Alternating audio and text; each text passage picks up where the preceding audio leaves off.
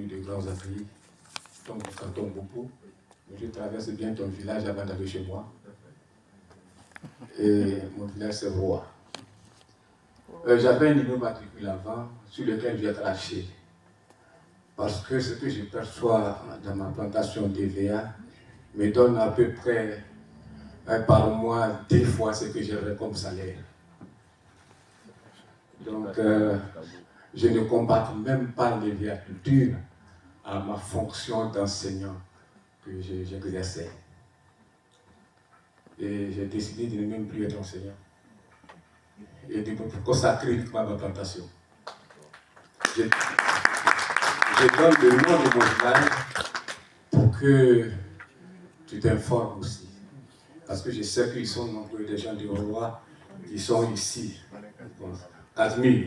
Bon, Casimir sait très bien que c'est avec l'agriculture que je m'occupe pratiquement de tout mon quartier. Je fais ce que je fais au village. Et les gens sont heureux. Et aujourd'hui, chaque jeune me bénit. Ils me disent, si tu n'avais pas envoyé ça, on ne sait pas comment on a fait. Parce qu'au moment où le cacao subit aujourd'hui une dégradation par rapport aux différentes maladies qui ne restent plus à maîtriser. Je suis de la région, je connais très bien tous les villages. J'ai été 2 fois député, j'ai été député de Yabayo, de Lilio, de Okruyo, avant d'être député de Grands Ateliers. Et puis aujourd'hui, tout ça, j'ai laissé tomber, parce que même l'agriculture là me permet d'avoir à peu près 2-3 fois les mouvements d'un député. Donc vous comprenez que il faut se mettre à fond quand on veut faire quelque chose. Je suis d'accord avec tous ceux qui posent les questions pour savoir comment est-ce qu'il faut maîtriser tous les éléments qui sont autour. Tout à l'heure, le président parlait de Dr. Etienne et de, je vais encore loin, quelqu'un qui est juste à côté de vous, de Yabayo, à Oureyo. Ça, il faut quoi, Alexis qui est là. Il est le chef de tribu de Oureyo. Il est aujourd'hui le représentant des planteurs individuels des agriculteurs en Côte d'Ivoire. Ça, il faut lève-toi, s'il te plaît. Je me permets de lui demander de se lever parce qu'ici on est en France.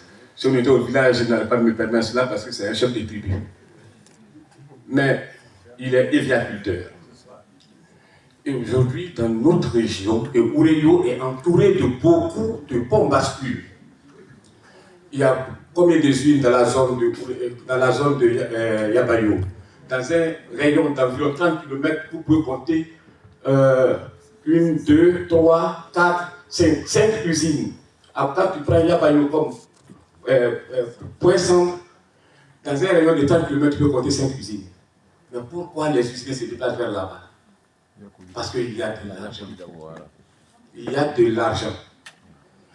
Il faut plutôt encourager les frères à planter.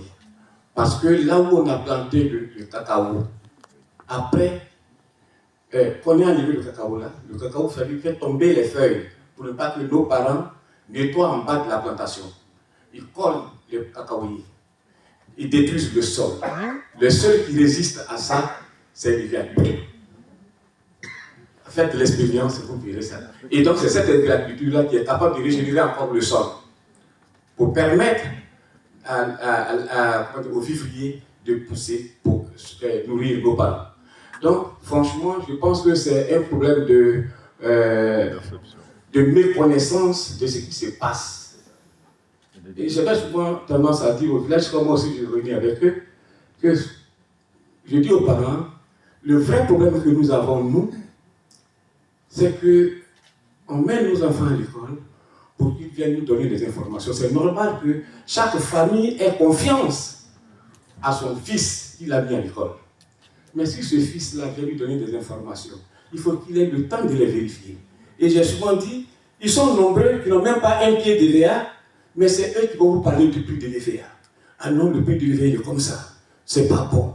On ne gagne pas de l'argent. Mais si, c'est de l'argent qu'on gagne. Et tous les villageois aujourd'hui, ça m'étonne que vous parlez de Yabayo comme ça. C'est Yabayo qui a fait que Yabolidabo a eu la COPEC, où des gens comme les liens allaient prendre l'argent et ils aimaient souvent ironiser. Je me rappelle encore Lia Quadio qui disait, c'est votre neveu, qui disait à la gérante de la COPEC, elle s'appelle Léa, Madame Léa, venez me donner là, le salaire d'un professeur d'université pour que j'aille boire à Yabayou. Oui. Quand on lui demande le salaire d'un professeur d'université, c'est combien? Il dit, mais c'est pas moi qui l'ai dit, c'est Zaoulou qui l'a dit. Ça fait 750 000 francs, donnez-moi 750 000 pour aller boire à Yabayou. Mais c'était vrai, parce que quelqu'un, il s'est arrêté en 4e ou 3e, et puis il se retrouve à la fin du mois avec 2 millions au village. Oui, c'est de ça qu'il est question. Maintenant, le problème, c'est que vous devez nous aider à nous structurer, à savoir gérer ce que nous gagnons. C'est parce qu'on a un problème de gestion de nos ressources qu'on a quelques problèmes. Mais c'est ça qui doit être votre rôle.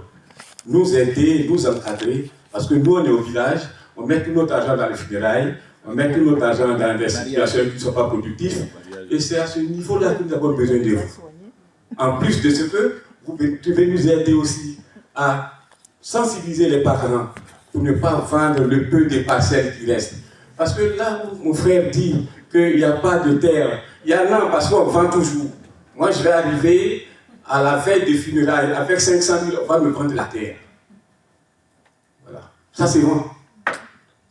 Ensuite, il y a on a parlé de replantation, mais il y a des terres à replanter dans les zones même dont vous parlez.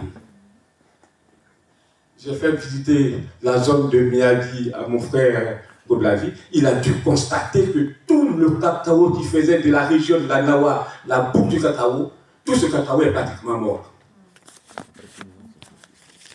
Et donc, mais il faut le remplacer par quelque chose. On va le remplacer par quoi?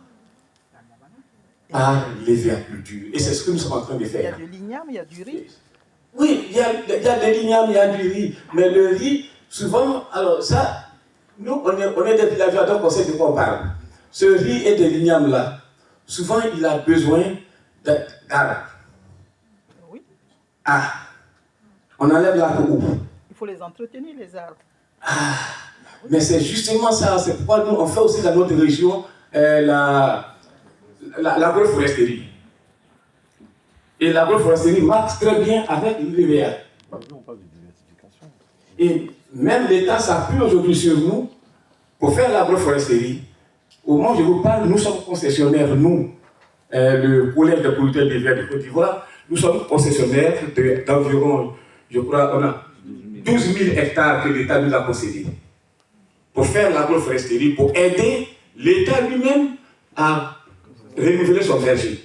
Donc ça veut dire que ils sont tous conscients de cela, mais nous venons vous voir pour vous expliquer, parce que vous avez les capacités de mobilisation de ressources financières, vous êtes capable d'aider vos parents, même si vous n'êtes pas sur place, à faire des plantations, faire en sorte qu'ils ne vous écrivent pas chaque jour pour vous demander de l'argent, parce que vous avez la possibilité de les encadrer pour réussir ces projets-là. Voilà, mesdames et messieurs, pourquoi nous sommes venus vous rencontrer. Merci.